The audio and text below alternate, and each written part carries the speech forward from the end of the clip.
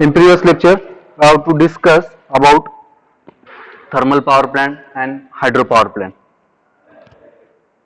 In thermal power plant, we see that coal is a main source of plant.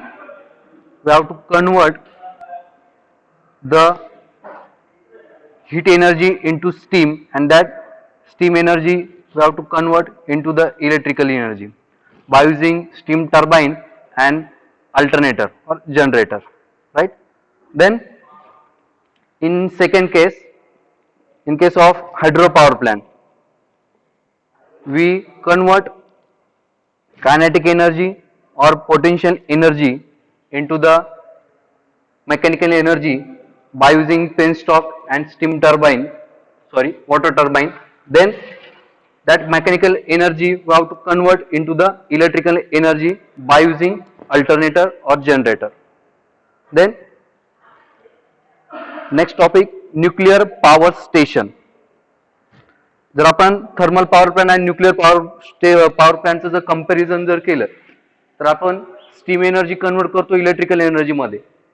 मग आता आपण nuclear power station मध्ये किंवा nuclear power plant मध्ये काय करणार, we have to use uranium and thorium as a fuel. And uranium and thorium जे material आपण यूज करतो ॲज अ फ्युएल म्हणून फ्युजन प्रोसेसने आपण हीट एनर्जी जनरेट करतो आणि ती हीट एनर्जी आपण कन्वर्ट करतो स्टीम एनर्जी मध्ये by using heat exchanger. Then that steam energy convert into the mechanical energy and again mechanical energy is converted into the electrical energy. म्हणजे same जर आपण फक्त काय करतोय, कोल रिप्लेस करून युरेनियम आणि थोरियम हे जे काही तुमचे ॲटॉमिक पार्टिकल्स आहे त्यांच्या फ्युजन प्रोसेसने आपण हीट जनरेट करतो. Firstly we have to discuss what is mean by fusion. Fusion process काय असते. आता फ्युजन आणि फ्युजन या दोन कन्सेप्ट तुम्ही स्कूलमध्ये असताना किंवा 10th पर्यंत तुम्ही ऐकलेले असेल.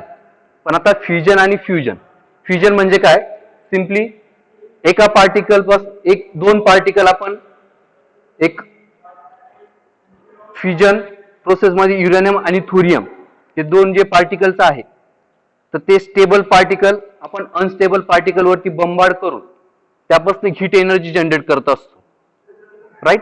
म्हणजे दोन पार्टिकल एकमेकांवरती बंबार्ड करून स्टेबल आणि अनस्टेबल, स्टेबल पार्टिकल कोणते तुमचे युरेनियम आणि थोरियम, आणि दुसरं एक अनस्टेबल पार्टिकल आपण कन्सिडर करत असतो. ते दोन्ही पार्टिकल स्टेबल आणि अनस्टेबल पार्टिकल आपण बंबार्ड करून नंबर ऑफ पार्टिकल्स आपण तयार करतो. म्हणजे युरेनियमचे number of particle, small particle तिथे क्रिएट होतात आणि ते स्मॉल पार्टिकल जनरेट होत असताना, स्प्लिट होत असताना तिथे large amount of heat generate होते आणि ती हीट आपण युटिलाइज करतो to convert into the electrical energy. त्याला आपण म्हणतो फ्युजन.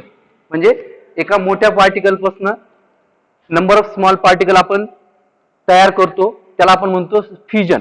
आणि ते स्मॉल पार्टिकल मध्ये कन्व्हर्जन होत असताना जी काही लार्ज अमाऊंट ऑफ हीट जी जनरेट होते त्या हीटचं आपण कन्व्हर्जन करतो स्टीम मध्ये आणि त्या स्टीमचं अगेन कन्व्हर्जन करतो आपण इलेक्ट्रिकल एनर्जी मध्ये, राईट. त्याला आपण म्हणतो फ्युजन.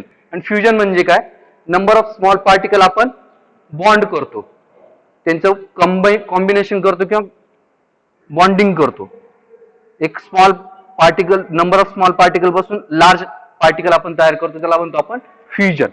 तर आपण न्यूक्लिअर पॉवर स्टेशन मध्ये कोणती प्रोसेस यूज करतो, फ्युजन प्रोसेस. म्हणजे काय, मोठ्या पार्टिकल पासून नंबर ऑफ स्मॉल पार्टिकल आपण काय करतो असतो, तयार करत असतो.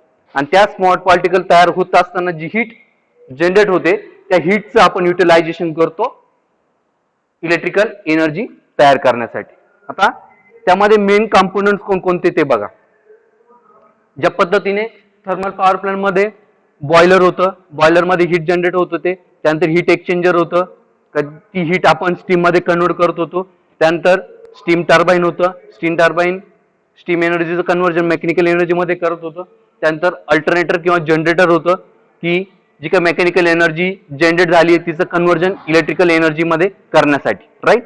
आता यामध्ये कोणकोणते मेन जे कंपोनंट्स आपण यूज करतो ते कोणकोणते बघा. न्यूक्लिअर रिॲक्टर, त्याला आपण रिॲक्टर कोर सुद्धा म्हणत असतो. आता तुम्हाला मागाशी सांगितलं की फ्युजन प्रोसेस त्या फ्युजन प्रोसेस जी होते ती कुठे होते, त्या रिएक्टर कोर मध्ये. दिसते ना तुम्हाला, स्क्रीन दिसते ना. तर ह्या रिएक्टर कोर मध्ये काय होतं, ती फ्युजन प्रोसेस होते. मग युरेनियम